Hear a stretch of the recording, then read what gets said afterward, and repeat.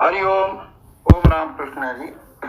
मनात आलं आणि ठरवलं सायंकाळी जमेल तेव्हा एखादी कथा वाचून दाखवावी, ऐकणाऱ्यांनी ऐकावी. आज पहिली कथा वाचतो. कांगारूची गोष्ट. सुंदर चित्र आहे.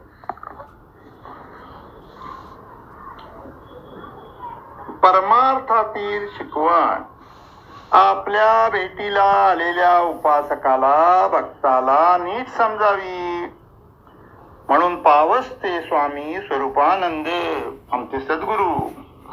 सहजच एखादी गोष्ट संदर्भ वजा पण अगदी थोडक्यात बोध व समाधान प्राप्त होत असे.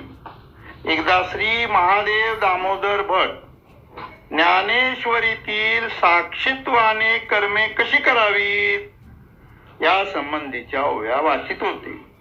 ऐकता ऐकता मध्ये स्वामी त्यांना म्हणाले, कांगारू पाहिला आहे का? भट म्हणाले, हो, उरणला होरमाजीच्या बागेत. स्वामी म्हणाले, पूर्वी राणीच्या बागेत असत. कांगारू मादीच्या पोटाला बाहेरून पिशवी असते. पिंजऱ्याजवळ कोणी नाही असं पाहून ती आपली पिल्ल बाहेर काढते, त्यांच्याशी खेळते. बाहेर कोणाची चावल लागली की झटपट आपली पिल्ल परत पिशवीत ठेवते. पुन्हा कोणी नाही असं पाहून पिल्ल बाहेर काढते, त्यांच्या बरोबर खेळते.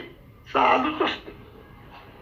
व्यवहार आणि नाम यांची अशी सांगड घालता आली पाहिजे. साक्षीत्वाने कर्म कशी करावी त्याबद्दल आपल्या शिष्यांना स्वामींची अशी शिकवण असे. ते क्रिया जाता गवे जे जैसे निपदेल स्वभावे, ते भावना करो नि करावे माझिया मोरा. साक्षीत्वाच्या शिकवणुकीच्या ज्ञानेश्वरीतील ओव्या स्वामींना आवडत. त्या ते प्रत्यक्ष अनुभवत. याबाबत आणखी एक उदाहरण.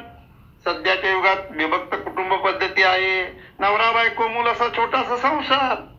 आपल्या घरामध्ये कन्या सून कोणी घ्या, तिचं कणिक मळणं, कुकर लावणं, भाजी चिरणं इत्यादी इत्यादी. स्वयंपाकाचं काम किचन रूम मध्ये चालू. तिचं लहान बाळ बाजूच्या खोलीत तिनं झोपवलं. नंतर कामाला लागली.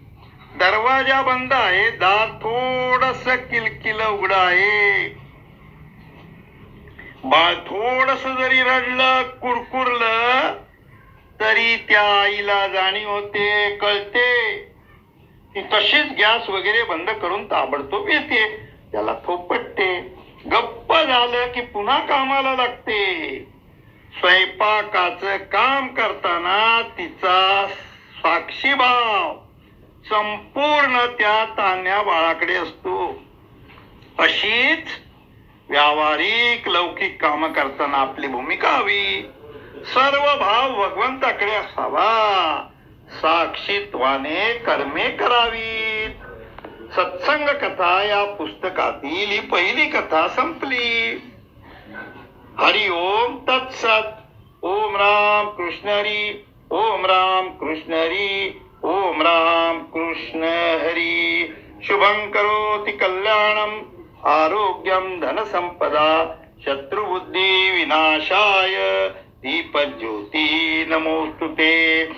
दीपज्योति परब्रह्म दीपज्योति जनार्दनम दीपो हरतु मे पापम संध्या दीपम नमोस्तुते.